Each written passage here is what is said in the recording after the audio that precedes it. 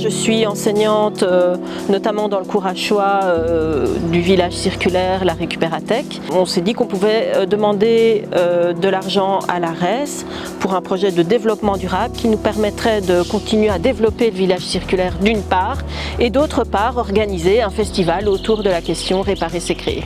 Le festival Réparer c'est créer, c'est un des axes que nous avons choisi pour mettre en avant les questions de transition, de développement durable au sein de l'école. Tout d'abord en définissant une thématique annuelle qui se consacre à un aspect bien particulier de transition ou d'enjeu de durabilité dans la société actuelle. Cette première édition, elle se consacre à Réparer c'est créer.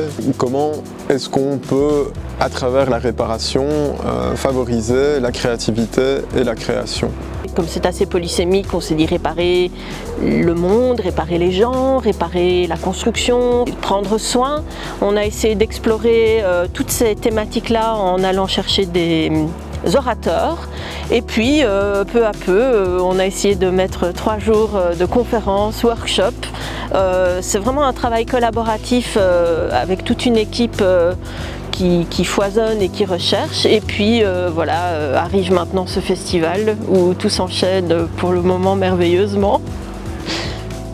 Je me réjouis des 2 tables rondes qui vont arriver aussi parce qu'on les a créées en espérant que ça allait être l'occasion pour des artistes, des enseignants, des étudiants de se rencontrer et de discuter et de construire un petit peu ensemble une pensée, d'avancer en tout cas sur l'idée que réparer c'est aussi créer.